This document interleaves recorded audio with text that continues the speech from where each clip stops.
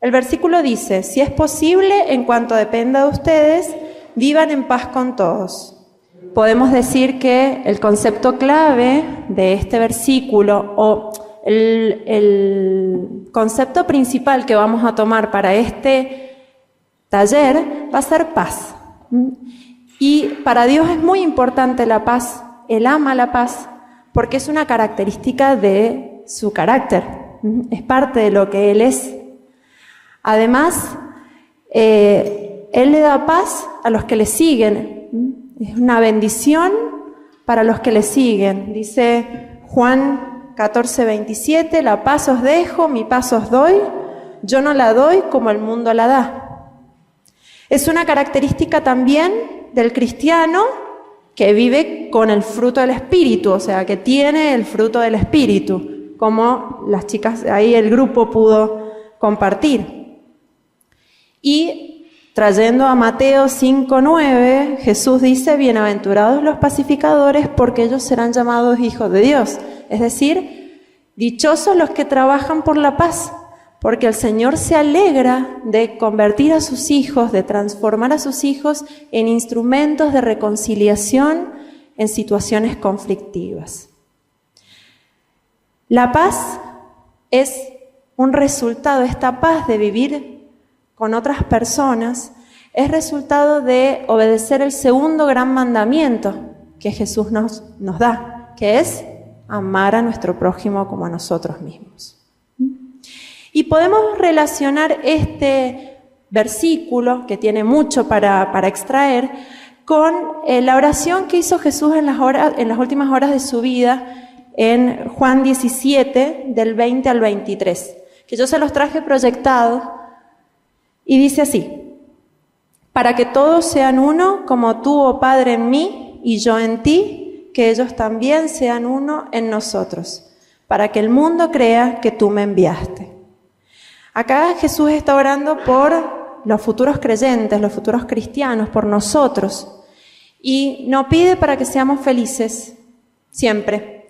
No pide para que no tengamos problemas, sino que Él pide que nos llevemos bien. Y la paz que Dios ofrece a través de Jesucristo tiene 3 dimensiones. Es una paz con Él, es decir, paz con Dios. Ahí el grupo dijo, ¿no? La comunión con Cristo, la paz con Dios. La otra de las dimensiones es paz dentro de nosotros. Ayer veíamos esto de reflejar la imagen de Dios en nosotros. Y tenemos entonces que al lograr la paz con Dios o al disfrutar de la paz con Dios, reflejar esa paz que está dentro de nosotros y tener entonces paz con las otras personas. Esta paz requiere de una expresión tangible, de manifestaciones claras para que las personas que no son cristianas puedan vislumbrar la unidad que existe de paz y en amor entre el Padre y el Hijo. Entonces es una responsabilidad para los cristianos vivir en paz con todos. Es un trabajo que tenemos y que lo logramos a través del Espíritu Santo en nosotros, abriendo el camino al Padre por Jesucristo y la paz con los hermanos. De esto vamos a poder extraer 3 ideas. Primeramente, que somos seres sociales. Si tenemos que estar en paz con otros, quiere decir que tenemos que estar con otros. Es más, Jehová Dios allá en la creación dijo, no es bueno que el hombre esté solo. Hemos nacido para estar en comunidad con otros. Y el conflicto es inherente a la realidad social. Es una condición de ser humano, más allá de que seamos o no cristianos. Y además, el amor que Dios nos pide que tengamos a través de Jesucristo, si bien no nos libra de todos los conflictos que podamos llegar a tener en la convivencia, no deja lugar para un conflicto sin resolver. Y este es el amor divino con el que nosotros contamos, y es este amor trascendente, porque nunca deja de ser. ¿Qué características tiene este amor según 1 Corintios 13? ¿Quién se lo sabe de memoria?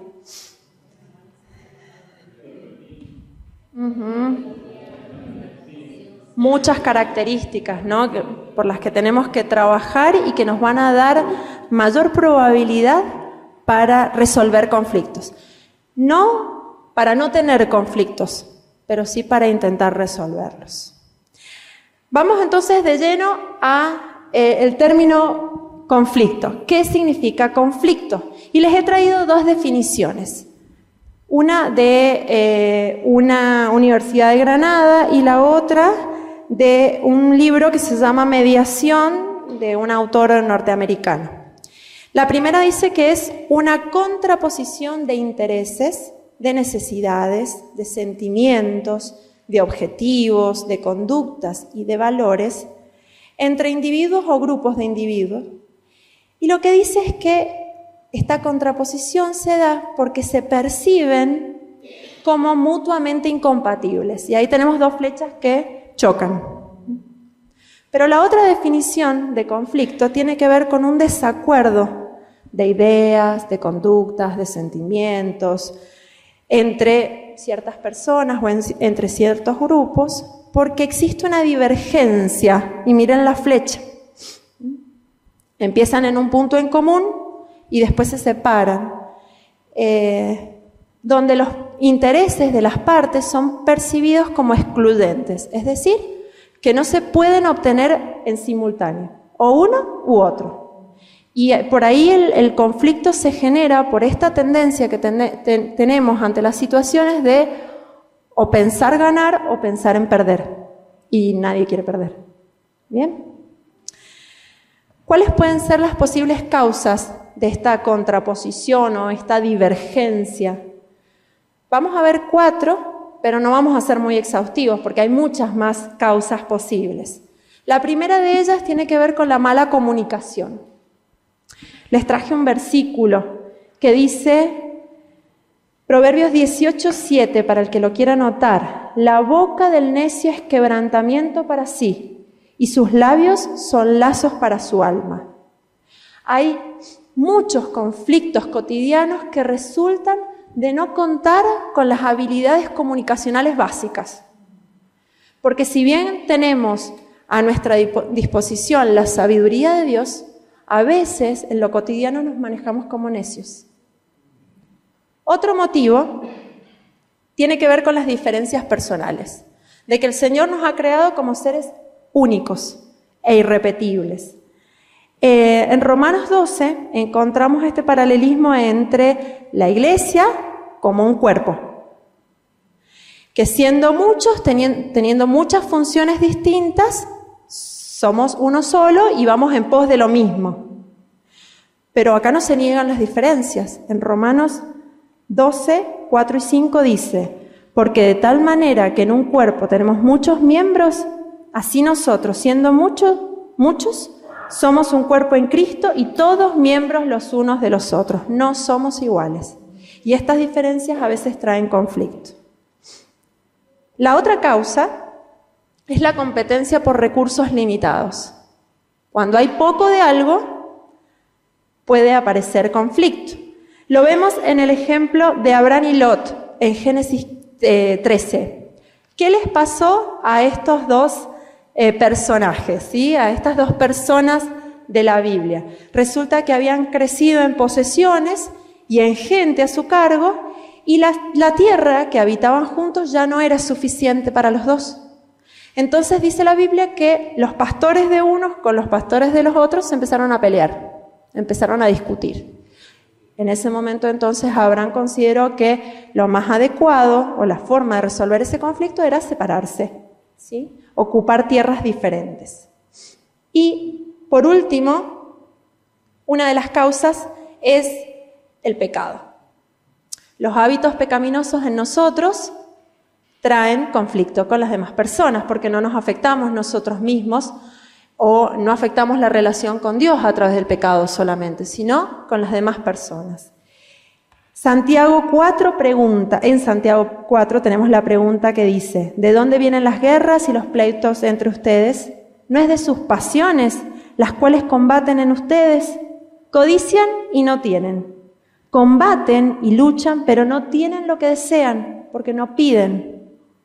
Piden y no reciben porque piden mal, para gastar en vuestros deleites, para alimentar estos pecados. Si nos enfocamos en los 3 primeros motivos de conflicto o causas de conflicto, vemos que el conflicto no es necesariamente algo malo. En general, o en lo cotidiano, puede aparecer como resultado de preferencias o diferencias con las que el Señor nos ha creado. Entonces, sería importante en este taller que pudiéramos ver el conflicto como una oportunidad. Transformar quizá nuestra mirada negativa acerca del conflicto y pensar que es una posibilidad que tenemos para glorificar a Dios, primeramente. Es decir, para traer de esa situación o a esa situación el poder de Dios, la sabiduría, su amor, su misericordia, la paciencia, ¿no? Y todo esto que tiene que ver con el fruto del Espíritu. Dice el versículo que les traje, Colosenses 3:23. Y todo lo que hagan, háganlo de corazón, como para el Señor y no para los hombres.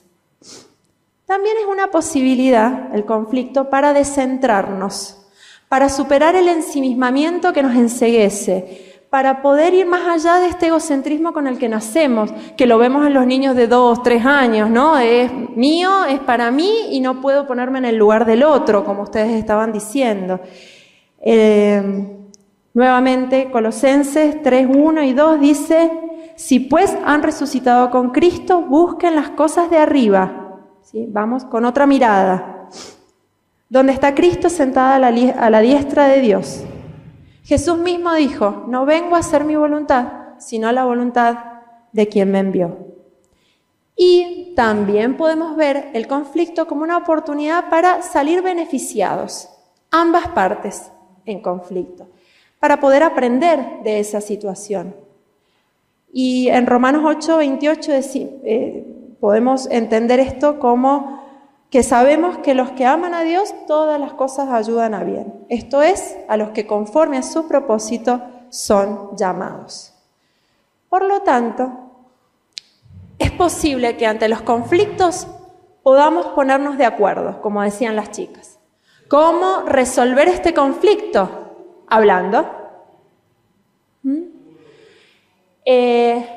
Siendo creativos también a la hora de buscar alternativas de solución. Por ahí nos enredamos en un conflicto porque siempre buscamos la misma manera de resolverlo y cada conflicto demanda una respuesta y una resolución diferente. Entonces, ser creativos y además tener la disposición a ambas partes de cambiar lo que sea necesario cambiar. Todo en pos de una convivencia más saludable, más pacífica. Muchos de los conflictos aparecen por estas diferencias en las percepciones acerca de situaciones o realidades que son como sencillas en un primer momento. Entonces tenemos que aprender a que las personas, y aceptar, ¿no?, que las personas ven las cosas simplemente diferente a como nosotros lo vemos. Y es en este sentido que tenemos que trabajar con estas diferencias y por estas diferencias para llegar a un punto en común. El versículo que les traigo en relación a esto, si lo puedes proyectar, es Romanos 15, 5 al 7, que dice: que el Dios que infunde aliento y perseverancia les conceda vivir juntos en armonía, conforme al ejemplo de Cristo Jesús, para que unánimes y a una sola voz glorifiquen a Dios y Padre de nuestro Señor Jesucristo. Por tanto, acéptense mutuamente, así como Cristo los aceptó a ustedes para gloria de Dios. El conflicto no es una pelea y el conflicto tampoco es una forma de imponer mi voluntad para la otra parte. Bien. En resumen, para los que quieran estar tomando nota de esto, el conflicto puede ser mirado como algo positivo, si podemos resolverlo, o como algo negativo, si se transforma en algo que no tiene una solución, o de lo que no encontramos una solución. Si lo vemos como positivo, podemos dar lugar a reclamos justos de las partes, a facilitar la satisfacción de ciertos intereses, de intereses que sean legítimos de satisfacer, puede fomentar la unidad, puede posibilitar el cambio de las partes, puede sincerar la relación cuando podemos ir a una persona con confianza para resolver el conflicto y, por sobre todas las cosas, puede ser una forma que tenemos de glorificar a Dios. Si no se resuelve, lo que pasa es que la relación se afecta, quedan residuos de rencor, requiere de un gasto energético muy grande, entonces quedamos agotados después de discutir sin llegar a un acuerdo, que estas discusiones o estos conflictos sin resolver se agrandan y después se transforman en una gran bola de nieve y se entristece al espíritu. Por un lado glorificamos a Dios, por el otro lado entristecemos al espíritu. De esta manera es que tenemos que ponerle mucha energía y buscar las alternativas para realmente lograr solucionar los conflictos que tengamos con otros. Tanto sea que formemos parte del conflicto como si tenemos que mediar en un conflicto, sería importante revisar los tres elementos que forman parte de todo conflicto. El primero de los elementos tiene que ver con las partes. Preguntar, bueno, ¿quiénes son los protagonistas de este conflicto? Y también, ¿quiénes pueden estar de manera indirecta influyendo sobre ese conflicto o bien pueden influir para buscar una solución? Y cuando tengamos identificadas esas partes, poder ver qué es lo que piensa cada uno de lo que ocurrió, del conflicto, y qué es lo que siente cada uno en ese conflicto o con respecto a ese conflicto. Y hacer una comparación de cuáles son las similitudes y las diferencias entre la versión de uno y la versión del otro. Acá vamos a ver qué magnitud tiene el conflicto, cuán grande es el conflicto. Entre más personas haya, más grande va a ser el conflicto, ¿no?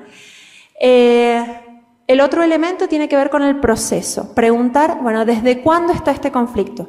Entre más tiempo haya pasado sin resolver el conflicto, probablemente ese conflicto sea más difícil de resolver.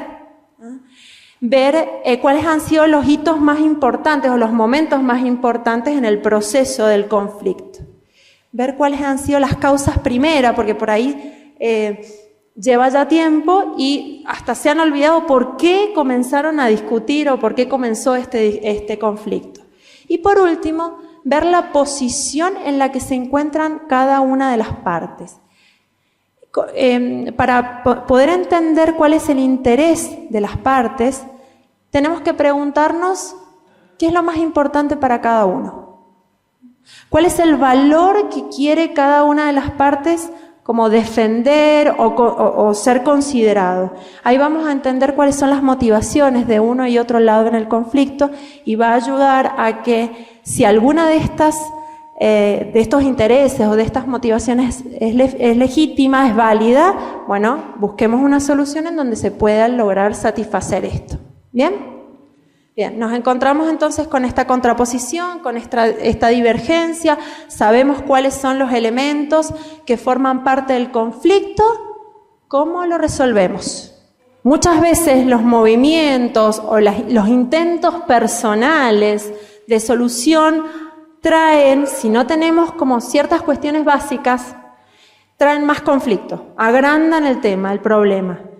Mientras que la solución más efectiva no requiere mayor gasto energético, porque fíjense que ellos pasaban por debajo, por encima. Era simplemente un movimiento pequeño, pero mucho más controlado. Y de esto se trata la efectiva resolución de conflictos. Las personas en general tenemos la tendencia a irnos a los extremos. Y cuando hablamos de resolución de conflictos, si bien depende mucho del conflicto en sí, de las características de personalidad de cada uno de nosotros, tenemos dos grandes posibilidades de respuesta, o comúnmente usamos dos formas. O la huida, el escape de esa situación, o el ataque. Vamos entonces con la siguiente diapositiva. Se fue el Javi. Si yo me enfoco, o si nos enfocamos en un extremo, nos encontramos entonces con toda esta este intento de evitar los conflictos. La negación es un tipo de escape o de evitación de conflictos. Pensar que no hay conflicto. La huida, hasta física, es una forma entonces de escapar, de evitar el conflicto. Y lo que hace este tipo de respuestas es dilatar la efectiva resolución. No se está resolviendo el conflicto, lo estoy dilatando. Este tipo de respuestas están centradas en uno mismo, en intentar zafar lo más rápido posible y lo más fácilmente posible de ese conflicto. El extremo más patológico de este tipo de respuestas es el suicidio. Por ejemplo, lo vemos, por ejemplo, en la figura de Judas. Al darse cuenta de lo que había pasado, de lo que había hecho, no pudo resolverlo de otra manera que no fuera ir y ahorcarse. Aunque en ciertas situaciones es válida o es legítima esta respuesta. ¿Cuándo? Cuando la emocionalidad en el conflicto está demasiado elevada. Por ahí conviene retirarse respetuosamente o bien tomar tiempo para, en la distancia, poder orar, calmar esas emociones y aclarar los pensamientos. Cuando la integridad física o emocional de una persona está severamente amenazada o realmente amenazada, también la huida es una respuesta legítima, es normal, es esperable, es fisiológica hasta la respuesta de escape ante este tipo de situaciones. Pero no se resuelve el conflicto. Por el otro extremo nos encontramos con las respuestas de agresión. Cuando nosotros queremos controlar a la otra persona, cuando queremos sacar el máximo provecho, cuando vemos el conflicto como ganar-perder, o queremos defender nuestros intereses al máximo, entonces surge la agresión. Agresión verbal, agresión psicológica o agresión física. Y el extremo más patológico de este tipo de respuesta es... Exactamente. Lo vemos allá en Génesis 4, cuando Caín y Abel tienen este conflicto tan grande y uno de ellos entonces decide responder o resolverlo de esta manera. ¿Y lo resolvió? No. Vino Jehová, se le acercó y le dijo que ¿dónde está tu hermano? ¿Qué has hecho con tu hermano? El versículo 10 dice, la voz de la sangre de tu hermano clama a mí desde la tierra. Ahora diríamos, bueno, nadie cometería asesinato. El tema es que cuando nosotros albergamos o guardamos en nuestro corazón rencor, desprecio hacia otra persona, ante los ojos de Dios somos culpables de asesinato. Mateo 5, 21 al 23. Jesús dijo, oísteis que fue dicho a los antiguos, no matarás, y cualquiera que matare será culpable de juicio. Pero os digo que cualquiera se enoje sin causa, algunas versiones aclaran esto, sin causa contra su hermano será culpable de juicio. Y cualquiera que lo insulte será culpable ante el concilio. Y cualquiera que maldiga a su hermano quedará expuesto al infierno de fuego. Qué fuerte, qué fuerte. Sin lugar a dudas, entonces, la agresión no es una respuesta efectiva a la hora de resolver conflictos. Si la energía, miren el péndulo, si la energía en estos extremos, ¿sí?, tiene que ver con algo reactivo y nosotros queremos buscar respuestas mucho más acertadas y mucho más efectivas y pacíficas, necesitamos que esa energía esté más controlada. Desde la psicología esto se llama autocontrol. ¿Y desde la Biblia? Exactamente. Dice 2 Pedro 1... Segunda Pedro 1, sí, del 5 al 7. Y vosotros mismos poniendo toda diligencia por esto también, añadida a vuestra fe virtud, a la virtud conocimiento, al conocimiento dominio propio, al dominio propio paciencia, a la paciencia piedad, a la piedad afecto fraternal, al afecto fraternal amor. Este amor, allá que vimos en 1 Corintios 13, es un amor sobrenatural, es un amor trascendente.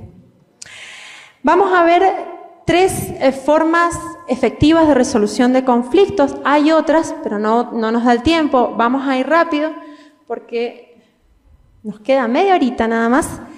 Y para empezar con este tipo de respuestas, vamos a hablar de la importancia de una resolución interna ante situaciones conflictivas. Es decir, aquello que podemos hacer nosotros en forma personal, sin necesariamente ir y dirigirnos a la otra persona o a la otra parte en conflicto. La primera de estas respuestas de resolución personal está en el hecho de pasar por alto la ofensa. Hay muchos conflictos que aparecen por diferencias pequeñas, insignificantes, que rápidamente se resolverían si pudiéramos decidir de manera consciente y deliberada no darnos por entendido o aludido con respecto a esa ofensa. Esto es una forma de perdón en tanto que implica no pensar más ya en eso, no hablar más de eso y por sobre todas las cosas no dejar que el enojo haga raíces con respecto a esa situación. ¿Por qué nos cuesta tanto a los seres humanos pasar por alto la ofensa? A veces somos hipersensibles. Otras veces somos rumiantes, en esto de nos hacemos la cabeza y la película, ¿no? Y en algunas oportunidades tenemos lo que se llama un pensamiento autorreferencial. Es decir, que aquellas cosas que otros hacen o dicen, pensamos que nos las hacen o nos las dicen. Fíjense que Proverbios 12:16 dice: el necio al punto da a conocer su ira, mas el que no hace caso a la injuria es prudente. Pasar por alto. Se solucionó el conflicto.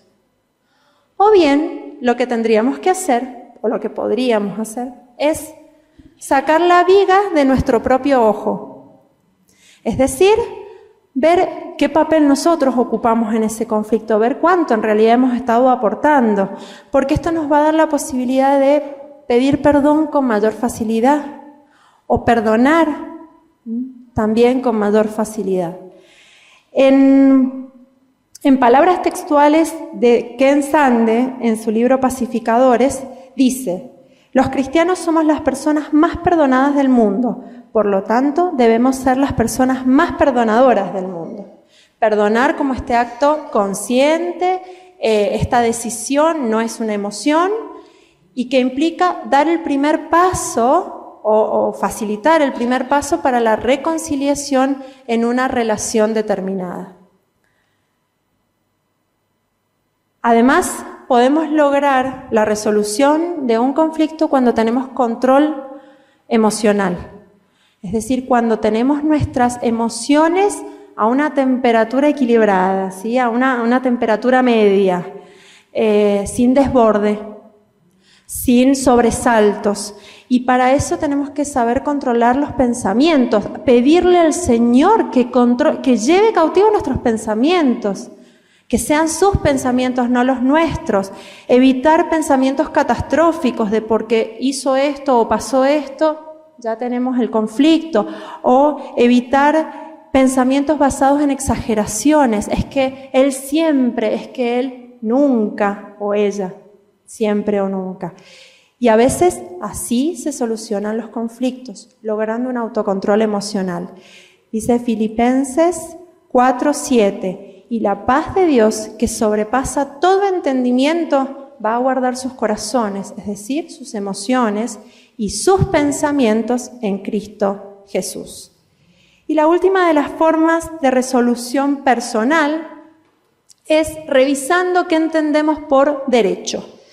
Porque a veces los conflictos surgen porque tenemos la idea de que es mi derecho, de que es justo o de lo que es injusto. Y el derecho desde la mirada cristiana no se parece tanto al derecho que tenemos, ¿no? Que el concepto de derecho que tenemos en la sociedad o desde lo legal.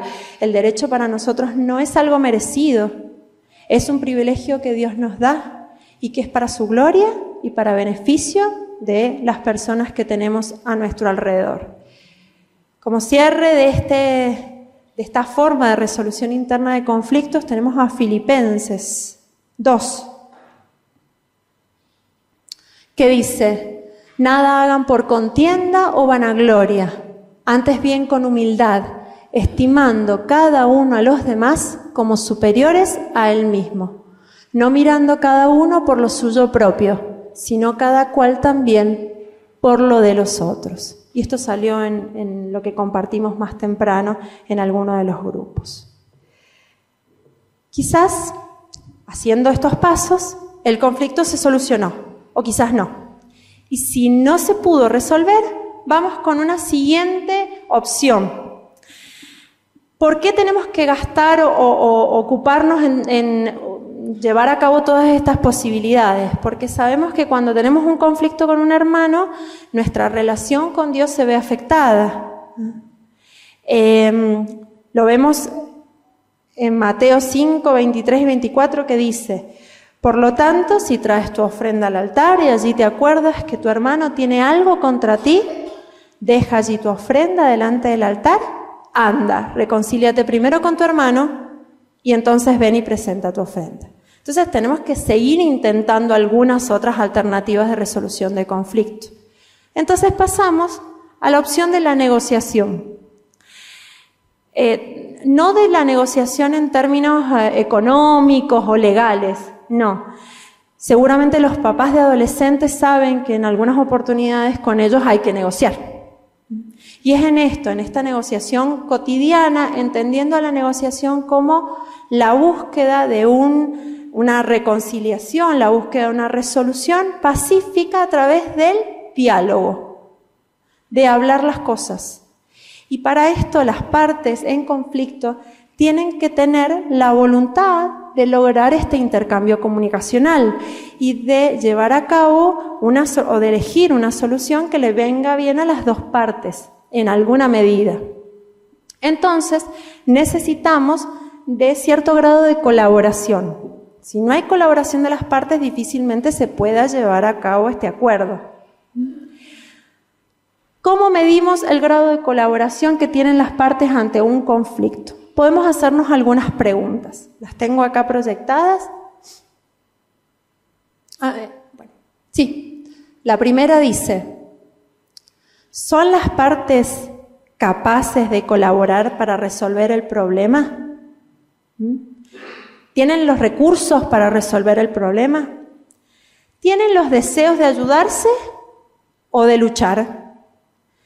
¿Se vivencian o se perciben como miembros de un mismo grupo o como enemigos? ¿Podrán reanudar una relación saludable? Esto significa que hubo una relación saludable y que este conflicto ha hecho un impasse, pero que si respondemos sí a esta pregunta, probablemente haya un alto grado de colaboración de las partes. ¿Y serán capaces de abordar diferencias futuras de modo constructivo? Es decir, ¿pueden ver este conflicto como una forma para aprender? Fíjense que estas respuestas requieren de un nosotros, de que las partes se sientan responsables de su papel en el conflicto y de su trabajo en pos de la resolución de ese conflicto. ¿Hasta acá alguna duda? ¿No? ¿Qué necesitamos para lograr esta negociación aparte de alto grado de colaboración? Lo dijeron más temprano: empatía. Y miren la imagen. Literalmente empatía significa ponerse en los zapatos del otro. Tiene que ver con entender al otro y sentir como el otro está sintiendo. Esto lo hemos trabajado mucho en las escuelas, se trabaja un montón el tema de la empatía. Es identificarnos con las emociones que el otro está teniendo ante esta situación, porque es desde este lugar que vamos a poder captar cuáles son los intereses que el otro tiene, analizar los propios intereses y ver cuáles son los intereses del otro. En todo conflicto hay ciertos intereses de base. Quizá los reclamos están mal hechos, pero los intereses de fondo son válidos. Estábamos intentando buscar un ejemplo de esto, ¿no? De la diferencia del reclamo al interés o la motivación principal. Y se nos ocurrió con mi esposo, este tema del conflicto que surge a través de diferencias generacionales, por ejemplo, en cuanto a la alabanza, porque ahí quizá los jóvenes tienen ganas o quieren canciones más modernas y los adultos mayores prefieren ciertos himnos, por ejemplo. El conflicto vendría a ser puntualmente pero los intereses de base de las partes quizás son los mismos, que es alabar a Dios, adorarlo. Y es cuando encontramos esos intereses en común que podemos facilitar el acuerdo para la resolución del conflicto. ¿Bien? Todos los conflictos tienen estos intereses, hay intereses que son inherentemente malos, pero otros tantos no. Y para trabajar en esto, tenemos que preguntarnos, ¿qué es lo que estoy deseando realmente? ¿Por qué lo estoy deseando y para qué? Y preguntarnos acerca del otro, desde esta capacidad empática, qué está deseando, qué está necesitando el otro, por qué lo está necesitando y para qué. Y como nosotros somos cristianos, le agregaríamos desde lo espiritual la pregunta de cómo puede ser el Señor exaltado en esta situación, cómo podemos glorificar a Dios en esta situación. Y la respuesta tiene ciertos pasos. Yo les puse acá las siglas para que nos acordemos. Primero, confiar en Dios, ¿sí? Saber que los pensamientos del Señor son mejores que nuestros pensamientos, entonces no fiarnos de cómo estamos pensando. Ir a la Biblia. Obedecer lo que la Biblia nos dice. Imitar. Reconocer que es el Señor actuando a través nuestro, que los resultados no son nuestros, los veíamos anoche, ¿no? El resultado viene de obedecer al Señor y nosotros tenemos que reconocer ese poder actuando en nosotros y servir, ser misericordioso hacia los demás. Dice, pues Dios es quien produce en ustedes tanto el querer como el hacer para que se cumpla su buena voluntad. Háganlo todo sin contiendas, sin quejas, para que sean intachables y puros, hijos de Dios sin culpa, en medio de una generación torcida y depravada. En ella ustedes brillan como estrellas en el firmamento. Y esto lo podemos lograr cuando el Señor actúa en nosotros y nos ayuda en la resolución de los conflictos. Nosotros dijimos que en un comienzo el conflicto surge porque hay percepciones diferentes ante una misma realidad. Para la negociación tenemos que hacer un cambio de estas percepciones y un cambio en la actitud que tenemos ante esa situación conflictiva y hacia la otra persona. Vamos a ir a un ejemplo bíblico de este cambio de mirada. ¿Qué quieren? ¿Nuevo Testamento o Antiguo Testamento? ¿Nuevo? Hechos 11. Si me acompañan para leer algunos mínimos versículos, les cuento lo que estaba pasando. No lo tenemos proyectado. Hechos 11, todo el capítulo, dice que Pedro trajo la noticia de que Cornelio se había convertido. La había traído a los cristianos, a los judíos cristianos que estaban en Jerusalén. Entonces, estos creyentes se sorprendieron y se enojaron porque se habían dado cuenta de que Pedro había estado comiendo con gentiles. Pedro dio las explicaciones, le cuenta a estos cristianos acerca de el pedido del Espíritu Santo. Y estos cristianos pueden escuchar con atención lo que Pedro les estaba diciendo al punto de que cambiaron su perspectiva y pudieron todos juntos alabar a Dios. Versículo 18. Sobre la misma situación, a través de una explicación clara por parte de Pedro de qué es lo que había pasado. Pensar en lo peor de las intenciones del otro en general trae conflictos. más conflictos. Reaccionar antes de conocer todos los hechos trae más problemas. Por eso la comunicación es otro elemento importante en esta negociación. ¿Cómo nos comunicamos? Y para esto les he traído como algunos tips, algunas ideas básicas acerca de la comunicación. Y la primera de ellas... Sí. Josué 22. ¿Quieren que lo leamos o no? Yo digo por el horario, que estamos como... Josué 22. Vamos a Josué 22 entonces. Y les cuento qué había pasado, para no leer todo el capítulo. Resulta que las tribus de Rubén, de Gad y la media tribu de Manasés habían hecho un altar al otro lado del Jordán. Y las tribus que habían quedado de este lado del Jordán se preocuparon y se molestaron bastante porque pensaron que ellos estaban empezando su propia religión y que querían rebelarse contra Dios. Entonces se armaron para pelear, para ir en guerra.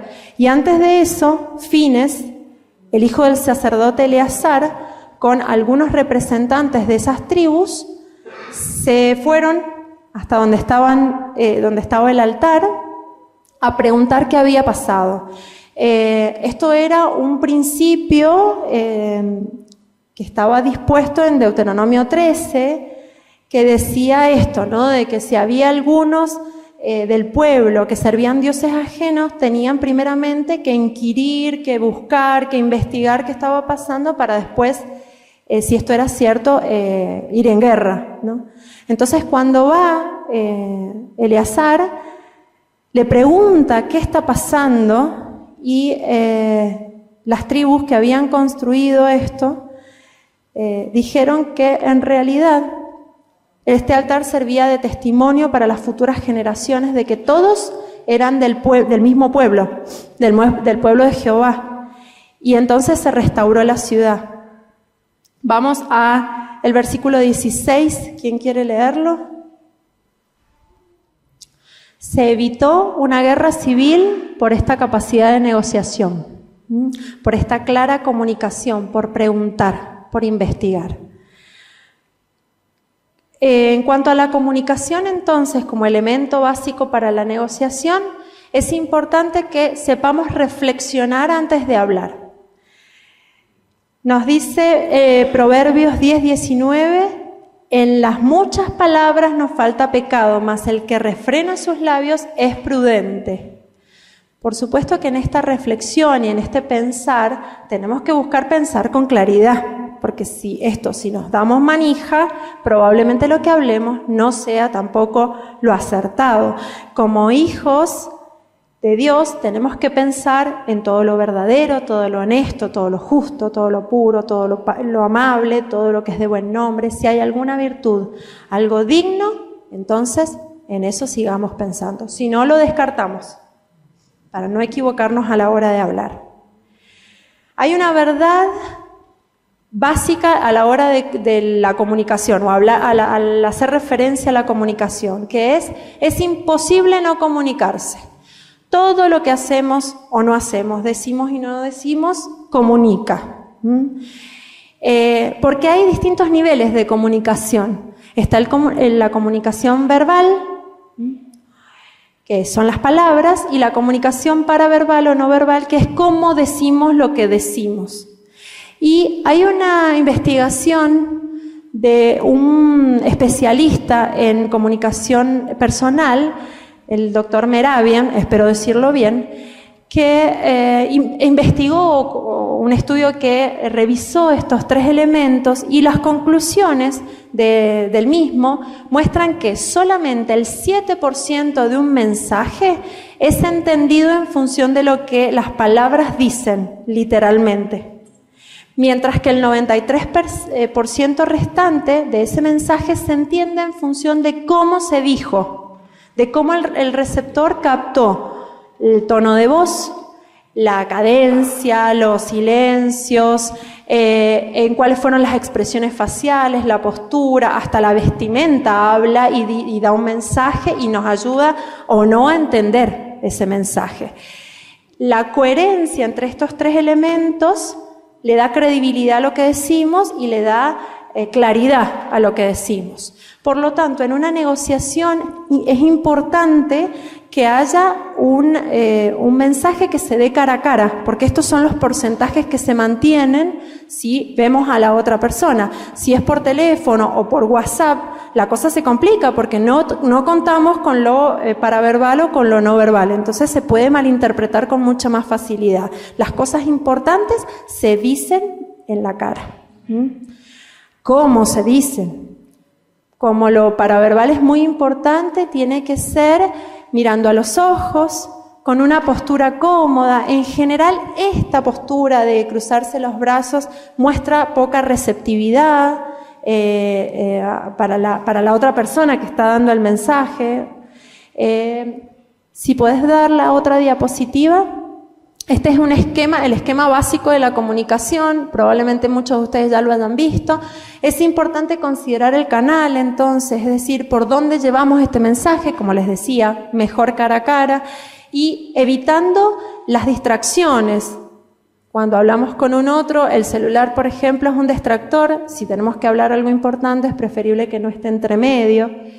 Tenemos que pensar muy bien que no es solamente importante entonces cómo decimos las cosas, sino también cómo lo interpreta el otro. Entonces, el feedback, la devolución que el otro me da es a considerar cuánto entendió, cómo lo entendió.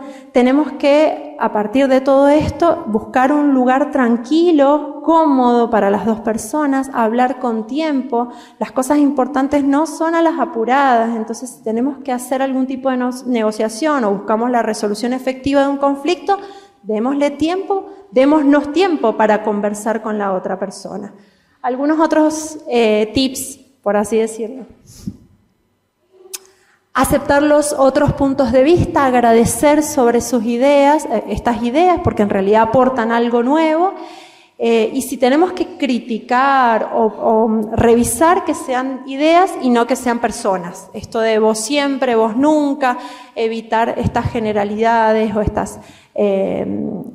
estos preconceptos, ¿sí?, sobre la otra persona. ¿Qué más? Empezar con declaraciones en primera persona. Esto, cuando empezamos con una charla, es importante, acerca de los pensamientos y los sentimientos, porque en realidad los pensamientos y sentimientos son nuestros. Por lo tanto, yo siento, yo pienso que... Y ser lo más objetivo posible en lo que tenga que ver con los hechos. Ahí sí, no dar a mayores interpretaciones, sino contar las cosas como fueron, con la mayor claridad posible. Responder en forma amable. ¿Qué dice Proverbios 15:1? Más la palabra áspera enoja. Bien, ¿qué más? Compartir entonces las propias ideas con confianza en lo que uno piensa y ser claro a la hora de expresarlas. Tenemos ahí un versículo, Proverbios 12:18. Hay hombres cuyas palabras son como golpes de espada, mas la lengua del sabio es medicina.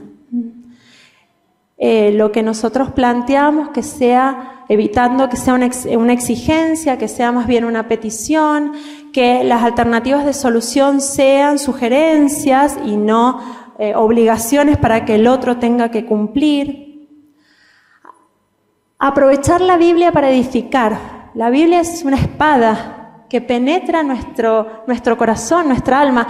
No es un palo para que le demos en la nuca a la otra persona. Dice Proverbios 4:29, ninguna palabra corrompida salga de vuestra boca, sino la que sea buena para la necesaria edificación, a fin de dar gracia a los oyentes. Siguiente. Esto de escuchar bien, prestar atención, respetar los silencios en una conversación, no para ver cómo le voy a contestar yo al otro, sino para pensar qué es lo que el otro me dijo, darle devolución de esto que yo entendí. Quizás estos son tips que ustedes ya manejan y esto es fantástico porque les va a facilitar la resolución de los conflictos. Santiago 1:19 también. Por esto, amados hermanos, todo hombre sea pronto para oír, tardo para hablar y tardo para airearse. Hacer preguntas abiertas para obtener más información y cerradas para clarificar la información. La diferencia entre una pregunta abierta y una cerrada. Abierta, ejemplo, ¿cómo estás? Cerrada, ¿estás bien? Una explaya la respuesta, la otra la acota. Una me permite saber más, la otra saber con más claridad. Dejar otros problemas afuera y las creencias previas o los prejuicios, ustedes lo decían recién, no, el conflicto se trata en concreto y en puntual. Cada conflicto en cada intento de resolución, no sacar el papiro con los antecedentes y las fallas. Tenemos esta tendencia los seres humanos y le tenemos que pedir al Señor que nos ayude a cambiar en este sentido nuestra manera de machacar a los otros con sus errores. Aceptar las propias equivocaciones, saber pedir perdón, tener autocontrol emocional a la hora de hacer la negociación, vestirnos como escogidos de Dios, santos y amados, de entrañable misericordia, de benignidad, de humildad, de mansedumbre y de paciencia.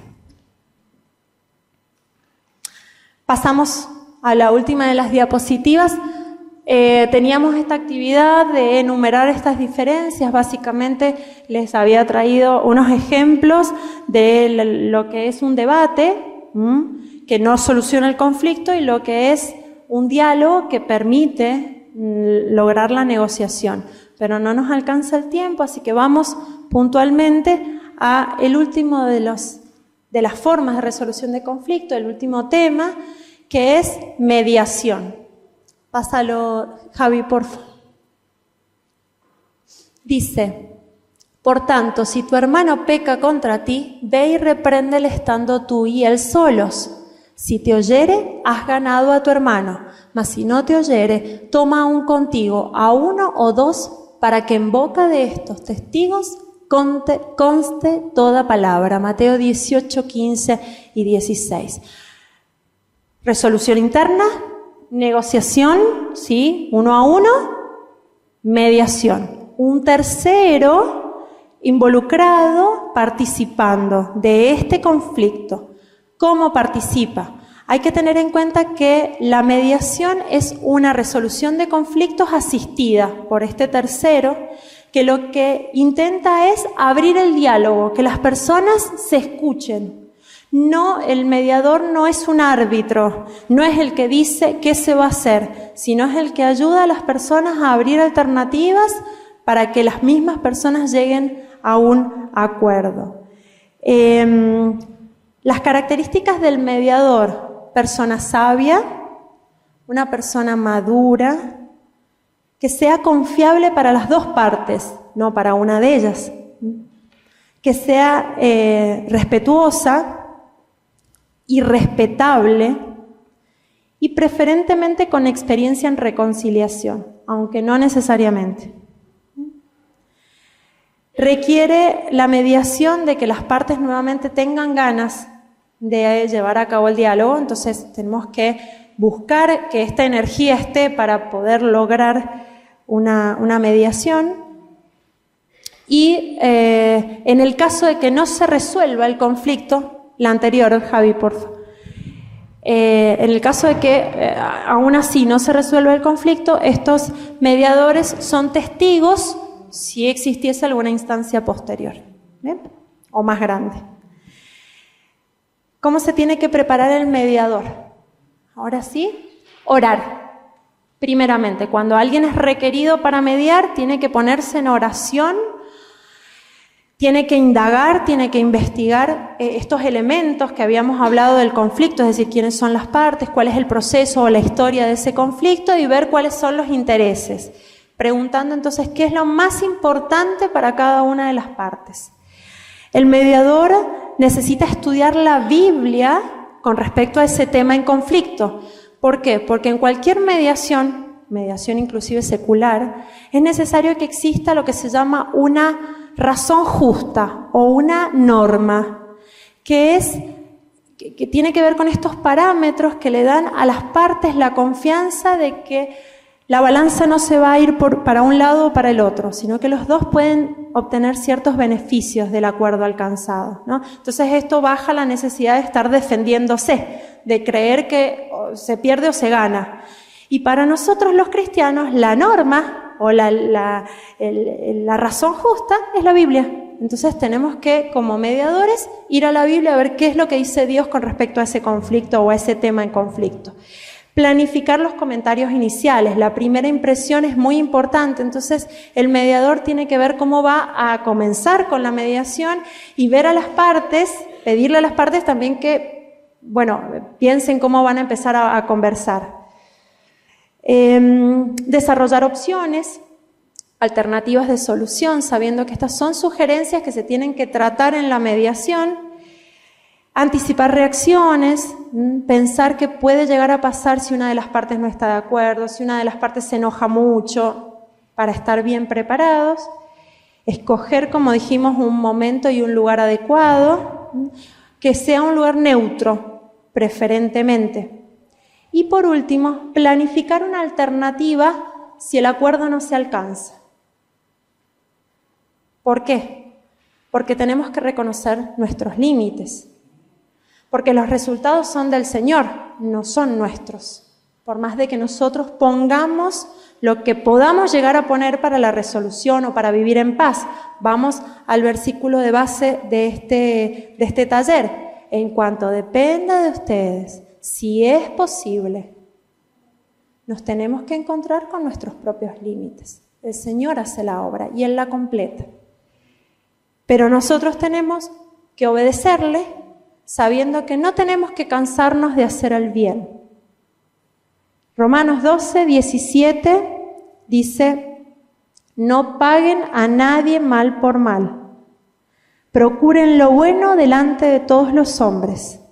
No sean vencidos de lo malo, sino venzan el bien con el mal. Sigamos haciendo lo bueno.